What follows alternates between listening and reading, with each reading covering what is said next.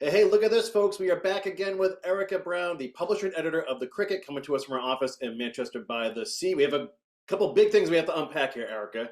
So, first of all, how are you doing? I'm doing great. How are you?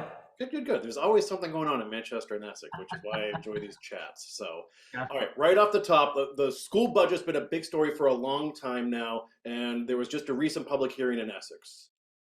Yeah, there was a public hearing last week in Essex, very well attended, even though there were a couple of varsity basketball games going on at the same time. So, boys and girls were both playing, so it kind of split the parent the parent household sometimes, if people, if friends in house, they had to split and say, I'll go to this if you go to that. It was very well attended. And yes, this is the latest. This is the first public hearing of the year. They had one other public hearing in December, but that was when the budget was rarely kind of off the ground. And so anyway, they had this at the Essex Elementary School, which was a change of venue. Usually the school committee meetings take place in Manchester. And a lot of people showed up in person, a lot of people showed up online. And it's interesting to remind you, this is the FY25 Manchester Essex Regional School District budget. Last year, it was the reason why there was an override attempt in Essex that failed at the ballot. It passed at town meeting, but then failed at the ballot to bridge the gap, which always comes up. And apparently this is the rhythm that happens with school district budgets, where every year you're a little off, and then every 20 or so years you need an override to kind of reset the whole thing again. And we're at that time. We've been kind of nursing. Every year they tap reserves. Every year they do this. And this is for the budget for the whole year, which right now, the proposed budget, just so you know what we're talking about, is right now the district has proposed a budget that would be up 3.42%. And remember, we have a Proposition 2.5 override. That's kind of a Proposition 2.5 mandate to stay within above 2.5% in expenses for all municipalities, right? And if you don't, you need an override. So the schools are always a big part of a municipality's budget. It's usually about 50%. So it's a big driver in a municipal budget. So this is a $30 million budget, basically. I think it's exactly 30.258. Which is recommended. There's three flavors of the budget. There's like the low, middle, and high. The middle one is the one we're talking about. It's really the one that's the focus of attention, and that's the up 3.42%. The low one is, I believe, 2.5%, and the high is 4%. Here's the problem. The problem is that if you look at all of the voters in Essex and Manchester last year, say, the majority of the voters approved a higher budget. They approved a higher budget that would invest in the school district. The middle budget that we're talking about is 3.42. It's not really that you're doing 3.42% more. That's actually for level services, same amount of staff, same amount of services. They're redeploying their staff, moving them from one place to the other, but you're not talking about adding bodies. You're not talking about adding programs. That's actually just to keep it the way it is. And that is at the heart of what the debate is about. Do we want to be in a school district that year after year after year just doesn't cut, but doesn't grow in terms of its services or its staff, but somehow just it kind of erodes over time? That's the argument, right? If you just do enough to get by, what are you really doing for the school district? And that's what was really happening on Tuesday night at this hearing. You got people who are getting up and talking about the fact that they clip at the edges, death by 1,000 nicks. We had students who graduated last year who said, I'm back at the school, I'm volunteering as a teacher's aide, and I'm looking at these programs. It's nothing like when I grew up. Do you know what I mean? But then you have people in Essex who are, and those are the people who are basically vying for this 2.5, this lower budget. And you have people who say, listen, I love the kids. I have kids in the system. I want to do the same thing. I just don't want to put a burden on regular families. And this is a burden on regular families. So That is what's happening. The budget is going to go through more refinement before it gets finalized around March. So that's what we're talking about. The next public hearing is like on February the 6th or something like that. But really, it'll be interesting to see what happens, Kory, with this, because it's unfortunate to watch the fatigue that's settling in with people who've had the same point of view for a really long time, but no progress is being made. I'll tell you this. The public hearing opened up with, they opened it up by saying that the first people to make comments could be town officials. Because at the end of the day, this is really a relationship between Essex and Manchester, right? It's not really about parents, it's about, and it's not even about the district in many ways, although of course it is. So Ann Harrison, who is the chairman of the Manchester Select Board, she got up and she said, listen, quite frankly, when I was asked to speak, I didn't realize I was supposed to be giving a thing. She goes, so I'm just going to be quick and I'm going to tell you about my personal observations, not as a select board member. And she said, I was on the school committee during regionalization 20 years ago. I've been on the school board of, and she's also been on the finance committee in Manchester. We've talked about her before. And she said, in 20 years, I've never seen the relationship this bad. So it just shows you. And then right after she got up, then Jody Harris got up from the finance committee over in Essex, and Ruth Perrine, they both got up and they both said, listen, nothing's changed. We need you to come in lower. And in the next couple of months, what I'm going to do for our readers is I'm going to do a deep dive, and I'm going to do this myself. I'm going to do a deep dive in two ways. Number one, I'm going to look at the history of apportionments, because the apportionments are really the problem. Essex has more kids proportionately than Manchester right now. So their apportionment is going up 5%. It's not 3.42 for them. It's 5% for them. And it's more like, I think it's like 2.35. Here we go. Exactly. 2.35 for Manchester. So right now, Manchester's benefiting from that apportionment. But historically, I've heard anecdotally that Manchester was as high as like 7% one year. So it does swing back and forth. So I'd love to look back at what has been the history of these apportionments. And then the other thing I'd love to do is, believe it or not, as heated and as painful and raw as these interactions are that I watch, I bet it's worse in other towns. Like Marblehead, I've heard is really, really bad.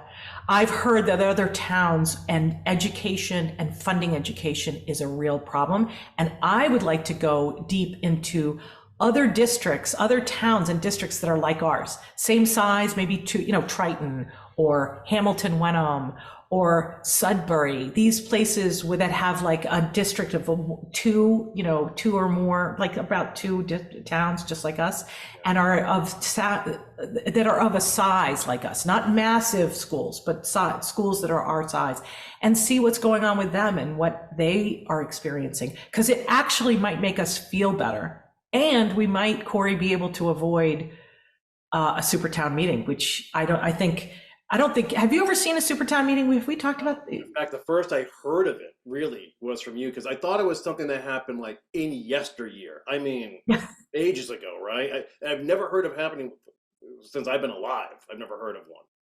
I've never heard of it either until, this year. And a super town meeting is what happens when, and this is what Essex is truly afraid of. This is what Essex officials fear more than anything else. And I'll tell you why. Supertown meeting is what happens with, say, you have to go to a Proposition 2.5 override. It passes in Manchester, which it will do.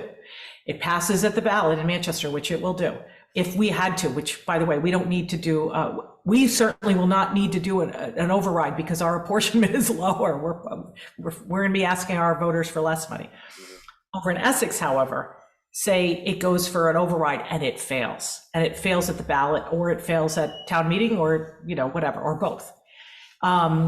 Then what happens is you have to go to another town meeting that is going to be a town meeting of the residents of Manchester and Essex together. And that's what's called a super town meeting, a paired town meeting.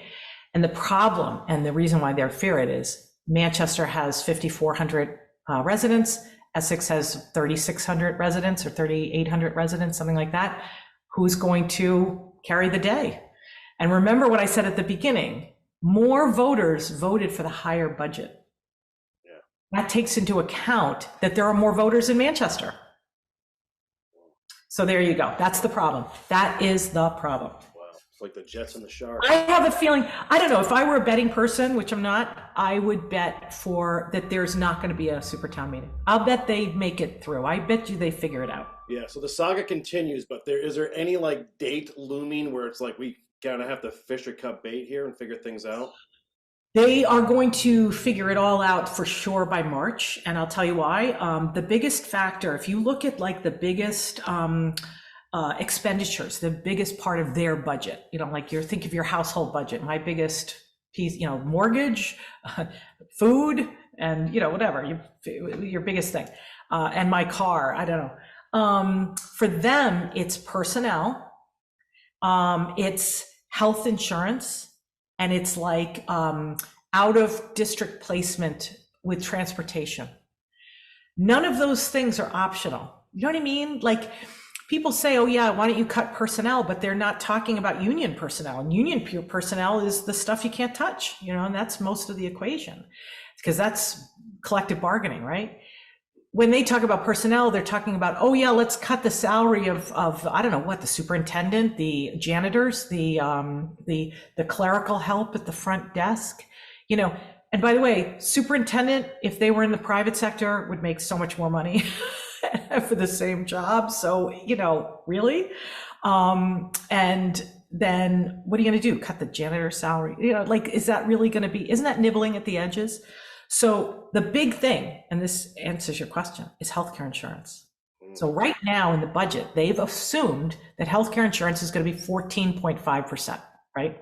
Increase. Shows you how crazy insurance is, right?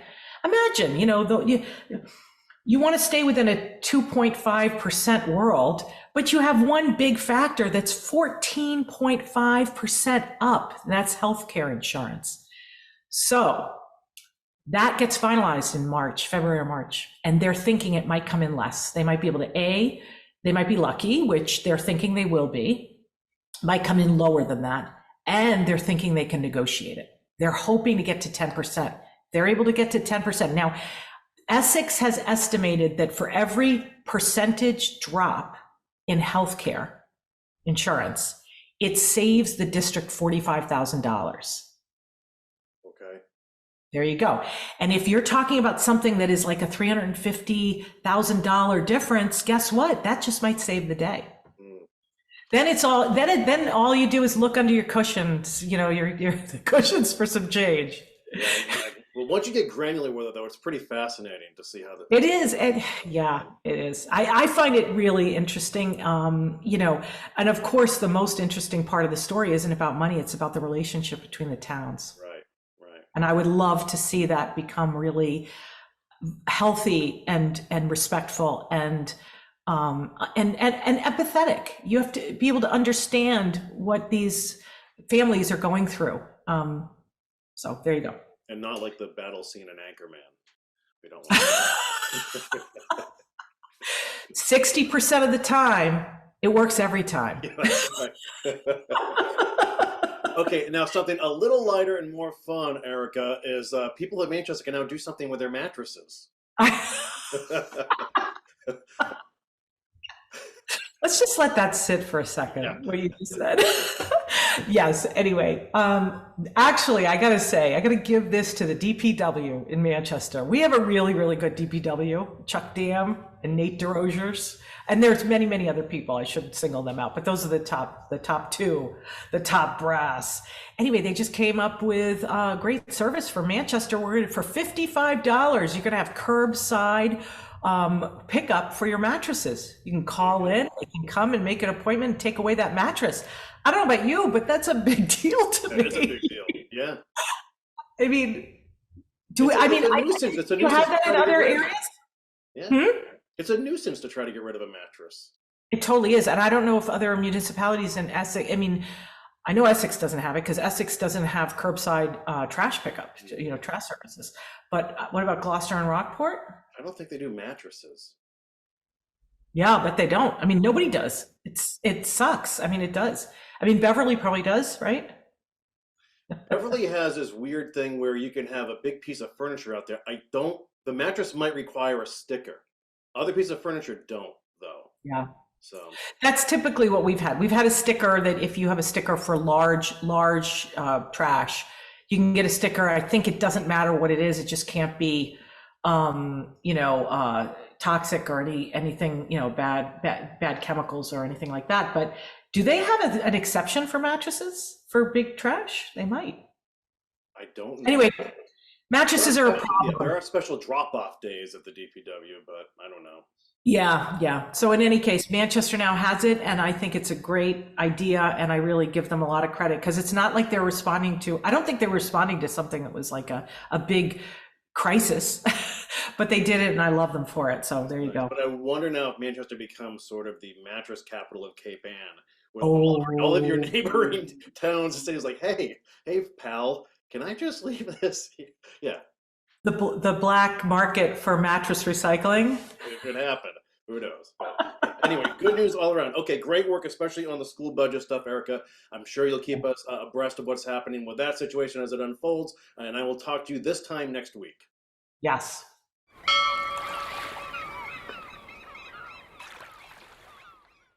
Interested in a sponsorship?